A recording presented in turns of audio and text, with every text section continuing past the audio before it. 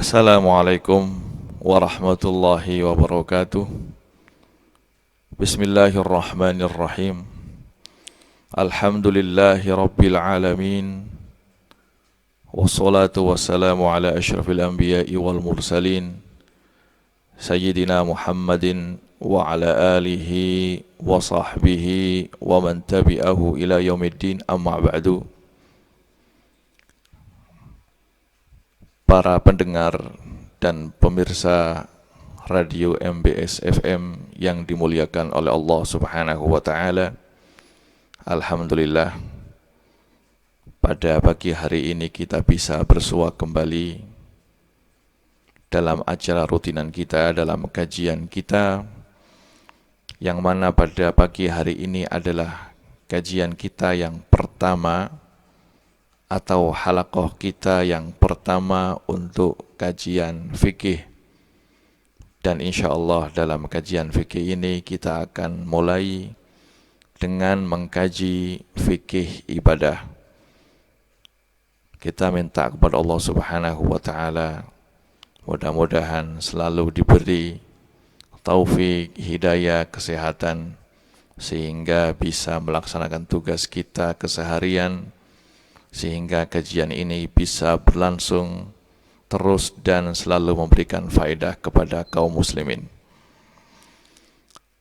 Sebelum kita mulai pembahasan keterangan tentang hukum-hukum fikih, terlebih dahulu seperti yang dikatakan oleh para ulama, jika seseorang ingin belajar suatu ilmu, maka hendaknya dia mengetahui unsur-unsur pokok secara global yang menerangkan definisi ilmu tersebut, kegunaan ilmu tersebut, siapa yang pertama kali membukukan ilmu tersebut, yang mana dalam istilah para ahli keilmuan fikih dinamakan mabadi'ul asyrah. Hal-hal pokok yang ke-10 yang mana harus diketahui oleh orang yang ingin belajar suatu ilmu, sehingga dengan mengetahui mabadi'ul asyrah ini dia mempunyai gambaran yang global, dia tahu kegunaan ilmu tersebut sehingga dia bisa konsen dan fokus karena mengetahui pentingnya tentang ilmu tersebut. Mabadi'ul asyrah ini dikumpulkan dalam sebuah syair yang bunyinya, inna mabadi kulli fandin asra al-haddu wal mawdu'u thumma thamra wa fadluhu wa nisbatun wal wadhi'u wal ismu al-istimdadu hukmu syari'u masailu wal ba'du bil ba'd iktafa wa man daral jami'a hadha syarafa. Mabadi'ul asyrah, setiap fan keilmuan itu ada 10. Yang pertama adalah haddun, atau dalam bahasa Indonesia adalah definisi. Apa sih definisi fikih? Keilmuan yang akan kita pelajari pada pagi hari ini. Fikih secara lughah mempunyai arti al-fahmu, dari kata faqiha yafqahu, seperti kata-kata fahima yafhamu yang artinya adalah faham. Kalau saya mengatakan faqihtu hadal amra, berarti maknanya adalah fahimtu hadal amra, saya telah memahami masalah ini. Adapun fikih secara definisi, para ulama telah menyebutkan banyak definisi, tetapi definisi yang terkenal adalah definisi yang dikemukakan oleh Imam Tajuddin As-Subki dalam kitabnya Tajul Jam'ul Jawami', al-ilmu bil ahkami syar'iyyah al-amaliyah al-muktasab min adillatiha at-tafsiliyah. Dan yang lebih ringkas lagi, definisi yang dikemukakan oleh Imam Haramain dalam kitab Al-Waraqat, yaitu ma'rifatul ahkam asy-syar'iyyah allati tariquha al-ijtihad. Kita terangkan definisi yang dikemukakan oleh Imam Tajuddin Ibnu Subki. Al-ilmu bil ahkam syar'iyyah, ilmu tentang hukum-hukum syara', dikecualikan ilmu yang tidak ada hubungannya sama sekali dengan ilmu syariat, maka tidak dinamakan fikih. Al-amaliyah, ilmu ini adalah yang khusus untuk membahas tentang cara-cara melakukan ibadah. Amaliyah, praktek ibadah. Maka dikecualikan dari kata-kata amaliyah di sini adalah ilmu tentang ilmu kalam, ilmu tauhid. Ilmu tauhid itu ilmu syariat, tetapi tidak menerangkan cara-cara untuk melakukan ibadah, maka tidak dinamakan ilmu fikih. Al-muktasabu min adillatiha at-tafsiliyah, ilmu fikih ini dihasilkan dari dalil-dalil yang terperinci, atau dalam istilah Imam Haramain, allati tariquha al-ijtihad. Ilmu ini, yakni ilmu fikih, dihasilkan dengan cara berijtihad. Ijtihad itu sendiri adalah mengeluarkan segala kemampuan untuk mengeluarkan hukum dari sumbernya, yaitu Al-Quran dan Al-Hadis. Maka kalau kita cermati, definisi ini adalah untuk fikihnya ahli ijtihad. Karena kalau kita tengok dari takrif atau definisi ini, fikih itu adalah mengetahui hukum-hukum syariat yang berhubungan dengan cara-cara kita beribadah kepada Allah Subhanahu wa taala, yang kita dapatkan dengan cara berijtihad. Dan yang mampu untuk berijtihad adalah seorang mujtahid, orang-orang alim yang sudah memenuhi syarat-syarat ijtihad, kriteria-kriteria tertentu yang telah disebutkan oleh para ulama. Maka dari itu, pengetahuan kita tentang fikih yang kita dapatkan dari membaca kitab Fathul Qorib atau kitab Fathul Mu'in tidak dikatakan ilmu fikih. Kemudian itu adalah definisi ilmu fikih. Berikutnya adalah maudhu'uhu, pokok pembahasan ilmu fikih. Apa sih pokok pembahasan ilmu fikih? Para ulama menyebutkan maudhu'u ilmil fiqhi af'alul mukallafin. Yang menjadi pokok pembahasan ilmu fikih adalah tingkah laku orang mukallaf. Mukallaf di sini adalah orang yang sudah baligh dan yang berakal. Perlu kita ketahui bahwasanya setiap tindak laku orang mukallaf itu tidak terlepas dari salah satu hukum. Kalau tidak wajib, ya sunnah. Kalau tidak sunnah, ya mubah. Kalau tidak begitu, ya makruh atau haram. Jadi, setiap apa yang kita lakukan, duduk saya di kursi ini, keadaan Anda sekarang mendengarkan kajian saya, ini tidak lepas dari 5 hukum tersebut. Lah, yang membahas 5 hukum ini, yang membahas hukum tentang tingkah laku manusia, ini adalah ilmu fikih. Dan Allah Subhanahu wa ta'ala tidak menciptakan manusia kecuali Allah Subhanahu wa ta'ala mengatur kehidupan manusia tersebut dengan ilmu fikih ini, sehingga manusia di jalan yang lurus bisa mencapai kehidupan yang bahagia baik di dunia dan di akhirat jika dia berjalan sesuai dengan aturan Allah Subhanahu wa taala, dan aturan itu adalah ilmu fikih.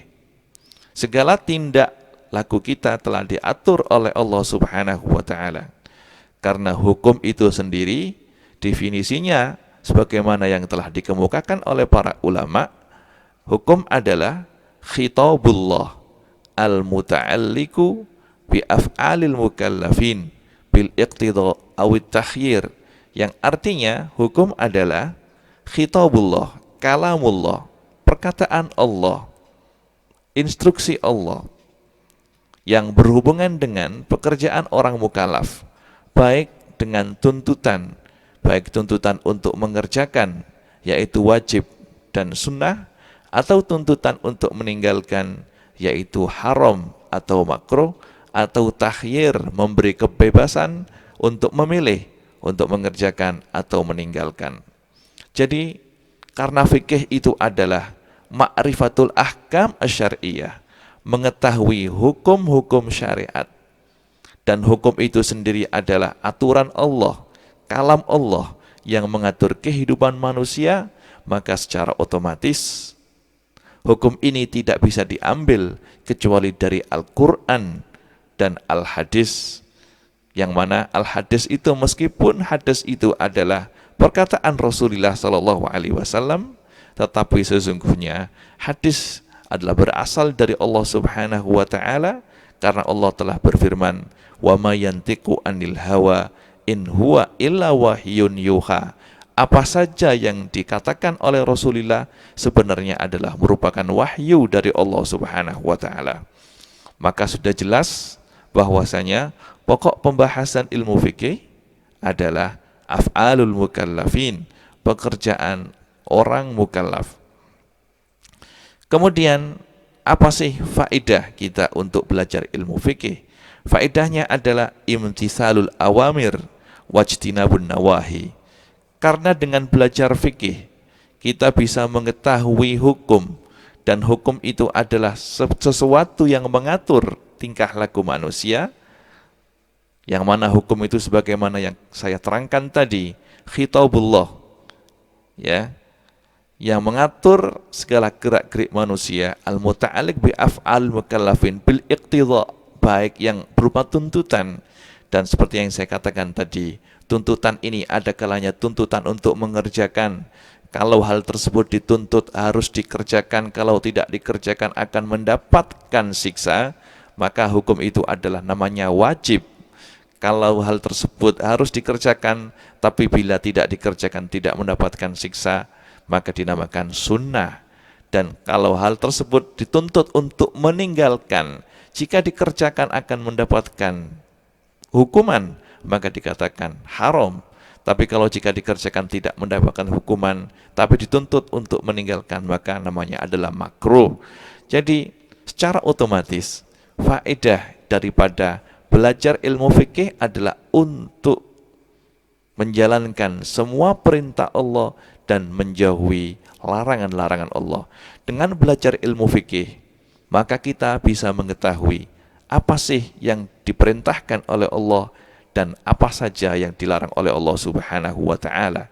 Maka dari itu, jalan untuk menjadi hamba yang taat, untuk menjadi hamba yang soleh, salah satunya adalah dengan mempelajari fikih. Dengan belajar fikih kita mengetahui apa saja larangan-larangan Allah dan apa saja hal-hal yang diperintahkan oleh Allah Subhanahu wa Ta'ala, sehingga kita bisa benar-benar menjadi hamba yang bertakwa. Karena takwa itu sendiri adalah menjalankan perintah-perintah Allah dan menjauhi semua larangannya. Dan takwa ini tidak bisa terwujud kecuali dengan mengetahui apa itu larangan dan apa itu perintah. Kemudian masailuhu, mabadi' yang kelima adalah masalah-masalah yang dibahas dalam fikih. Seperti yang kita ketahui, masalah-masalah yang dibahas dalam fikih seperti sholat itu wajib, qunut itu sunnah, witir itu sunnah, wudhu itu caranya seperti ini. Itu adalah masalah-masalah yang akan kita bahas dalam kajian kita, kajian fikih. Ilmu yang akan kita pelajari ini namanya adalah ilmu fikih. Dan seperti yang saya jelaskan tadi, istimdaduhu, pengambilan ilmu fikih ini hanya dari Quran dan dari hadis, dari ijma', dari qiyas. 4 hal inilah yang merupakan sumber hukum dalam madhab Syafi'i. Kemudian berikutnya yang berhubungan dengan mabadi' daripada ilmu fikih ini adalah hukum syari'.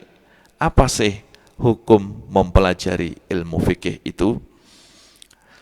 Seperti penjelasan saya tadi, guna daripada ilmu fikih adalah imtithalul awamir, untuk menjalankan perintah-perintah Allah, untuk taat kepada Allah, maka otomatis belajar ilmu fikih ini hukumnya adalah wajib. Belajar ilmu fikih ini adalah wajib atau fardu ain fima tatawaqqafu alaihi sihhatul ibadati wal muamalati wal munakahah.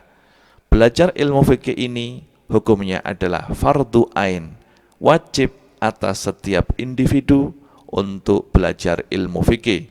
Belajar ilmu fikih, belajar ilmu hukum yang berhubungan dengan sahnya ibadah. Anda tidak bisa melakukan ibadah tersebut dan ibadah tersebut menjadi sah kecuali mengetahui hukum tersebut. Misalnya, hal-hal yang menjadi sahnya ibadah adalah kita harus belajar bagaimana cara berwudu, apa saja rukun-rukunnya wudu, dan apa saja hal-hal yang membatalkan wudu. Jika kita tidak mengetahui cara wudu, kita tidak mengetahui rukun-rukunnya wudu, maka bagaimana kita bisa berwudu dengan baik? Kita kalau tidak bisa mengetahui apa saja hal-hal yang membatalkan wudu, bagaimana kita bisa memastikan bahwasannya wudu kita masih belum batal? Maka belajar sesuatu yang menjadi sahnya ibadah, ini hukumnya adalah fardu ain, wajib atas setiap individu. Contoh lain adalah belajar tentang rukun-rukunnya sholat dan hal-hal yang membatalkan sholat. Kalau kita tidak bisa mengetahui tentang rukun-rukunnya sholat, maka kita tidak bisa mengerjakan sholat dengan baik. Bagaimana kita mengerjakan sholat? Wong rukunnya saja kita tidak bisa mengetahuinya, kita tidak tahu. Bagaimana kita bisa memastikan kalau sholat yang kita lakukan tadi itu sholat yang sah, kalau kita tidak tahu apa saja hal-hal yang membatalkan sholat? Jangan-jangan kita melakukan salah satu hal yang membatalkan sholat, sedangkan kita tidak memahaminya dan tidak mengetahuinya. Maka belajar tentang rukunnya sholat, hal-hal yang membatalkan sholat, termasuk dalam kategori hukum yang wajib untuk kita ketahui, atau fardu ain yang wajib kita ketahui. Begitu juga tentang rukun dan rukunnya puasa, hal-hal yang membatalkan puasa, rukunnya haji, hal-hal yang membatalkan haji. Sebenarnya seperti kebiasaan yang telah kita ketahui, kalau ada orang yang haji, biasanya mereka melakukan manasik haji, ya, manasik haji agar hajinya sah, agar dia tahu cara-cara melakukan ibadah haji dengan baik. Begitu juga seandainya di sana semestinya ada yang namanya manasik wudhu, ya, atau manasik sholat, atau manasik puasa. Seharusnya ada. Sebelum kita mengerjakan puasa, kita wajib untuk mengetahui bagaimana kita cara berpuasa dengan baik, apa saja rukun-rukunnya puasa, apa saja hal-hal yang membatalkan puasa. Begitu juga bisa dikiaskan dengan sholat, wudu, mandi, dan lain sebagainya. Kemudian wajib kifayah fima zada ala dzalika. Untuk selebihnya itu hukumnya adalah fardu kifayah, ya. Jadi mengetahui belajar ilmu fikih fima tatawaqqafu alaihi sihhatul ibadah wal muamalah. Muamalah berarti jual beli, sewa menyewa.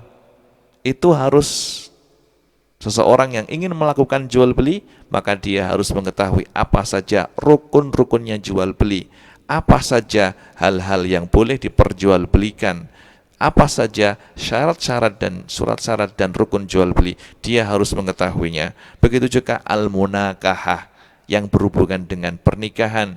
Jika seseorang ingin menikah, maka dia harus mengetahui syarat rukunnya nikah itu apa saja, sehingga nikah yang dilakukan benar-benar nikah yang sah. Kemudian dia juga harus tahu apa saja hak dan kewajiban atas seorang suami, seorang istri, dan hal-hal yang berhubungan dengan pernikahan. Pertanyaannya sekarang, kapan kita wajib untuk mengetahui hukum-hukum ini? Hal ini telah dijelaskan oleh Imam Ghazali dalam kitabnya Ihya.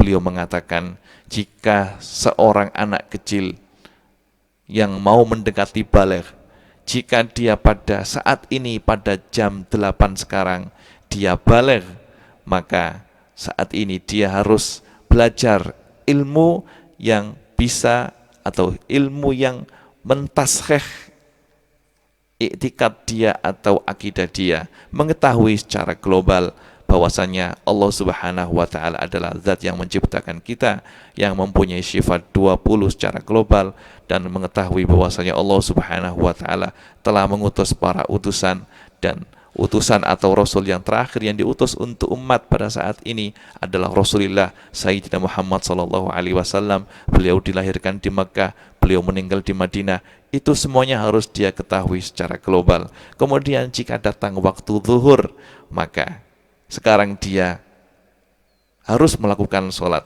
Maka jika datang waktu zuhur, maka dia harus belajar cara-cara wudhu, juga cara-cara sholat, sampai waktu asar, maghrib, isya, subuh. Kemudian jika dia masih diberi umur panjang oleh Allah Subhanahu wa taala dan datang bulan Ramadan, maka sebelum masuk bulan Ramadan dia harus belajar fikih tentang cara-cara puasa, hal-hal yang membatalkan puasa, rukun-rukunnya puasa. Dan jika dia diberi umur panjang oleh Allah Subhanahu wa taala dan mau melakukan ibadah haji, maka dia harus mengetahui rukun-rukunnya haji, wajib-wajibnya haji, hal-hal yang membatalkan haji. Dan jika dia ingin jual beli, maka dia harus mengetahui syarat rukunnya jual beli. Itu adalah ilmu yang wajib kita pelajari. Dan jangan sampai kita melalaikan ilmu ini, karena ini adalah ilmu yang wajib, ya.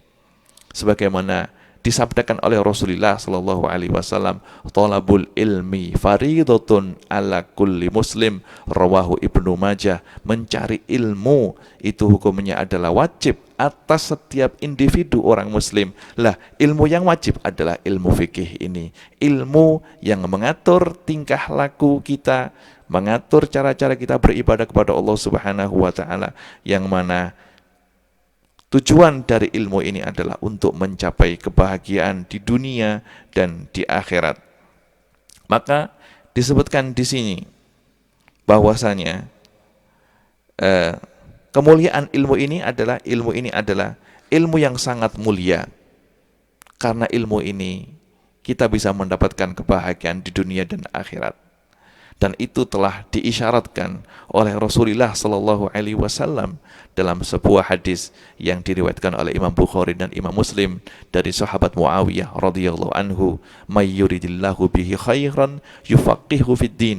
Barang siapa yang Allah Subhanahu wa taala menginginkan dia untuk mendapatkan kebaikan, baik kebaikan di dunia dan kebaikan di akhirat, yufaqihu fiddin, maka Allah Subhanahu wa taala akan memberikan pemahaman dia tentang masalah agama.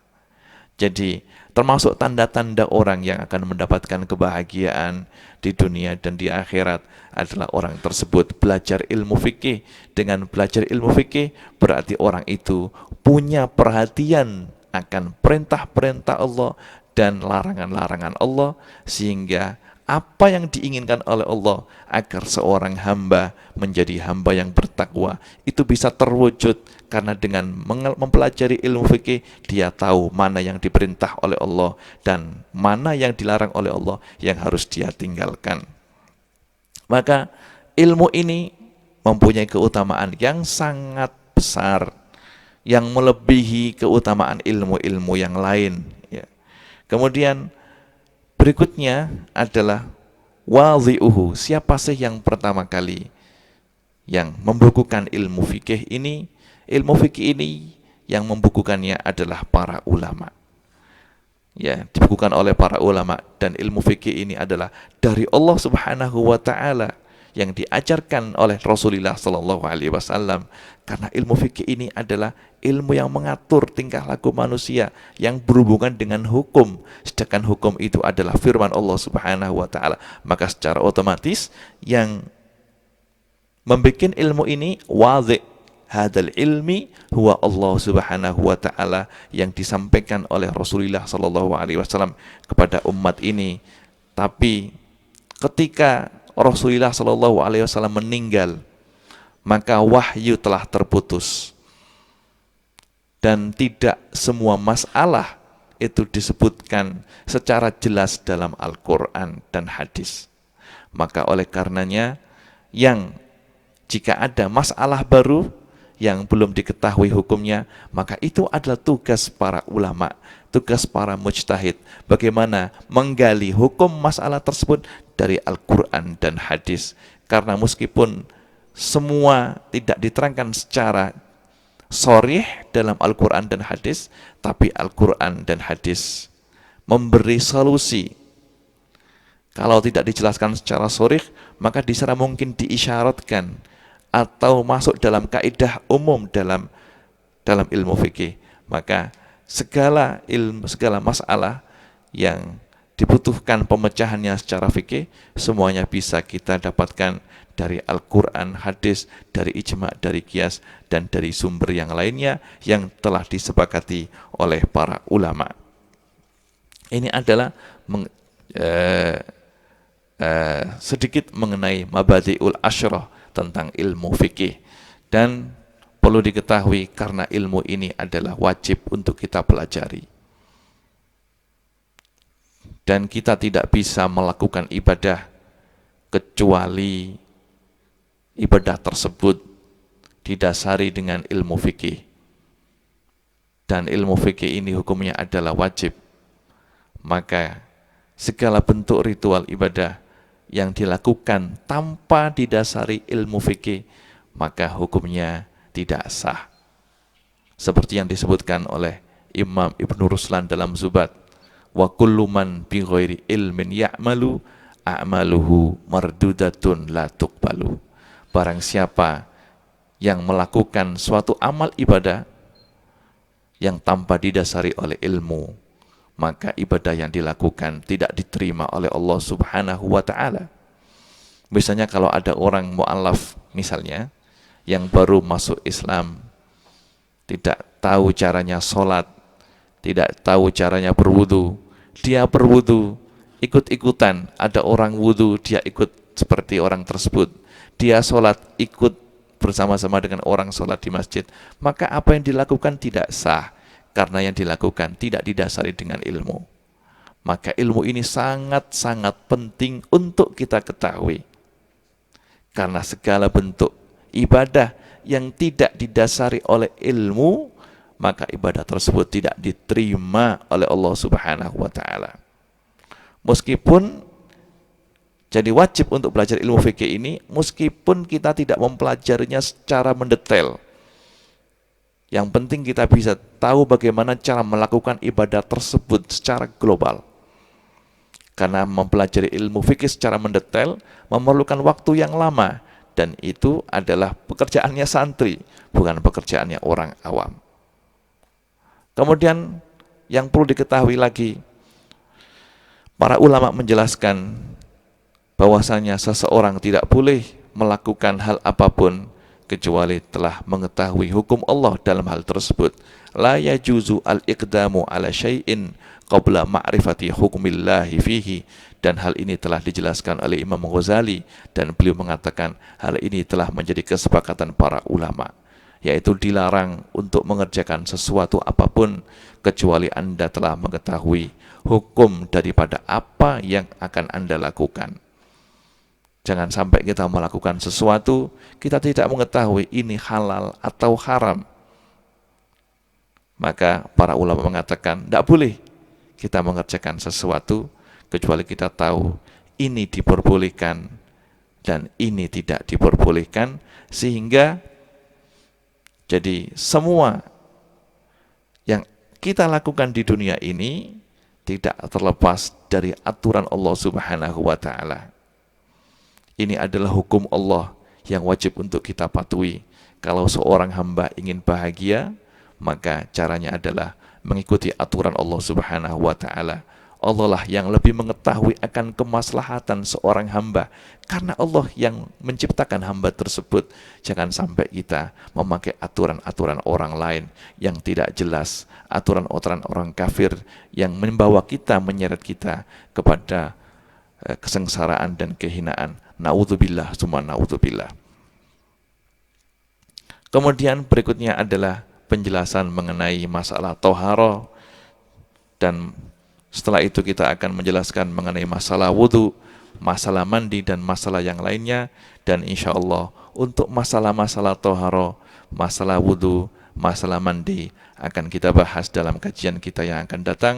Mudah-mudahan apa yang telah kami sampaikan bermanfaat untuk diri kami sendiri dan untuk para pemirsa secara umum, dan dijadikan oleh Allah Subhanahu wa taala sebagai ilmu yang bermanfaat, ilmu yang bisa kita amalkan, yang menjadi syafaat kita besok di hari kiamat. Nas'alullah subhanahu wa ta'ala ayyaj'alana mimman yastami'unal qawla fayattabi'una ahsanah, wallahul muwaffiq ila aqwamit thoriq. Summa assalamualaikum warahmatullahi wabarakatuh.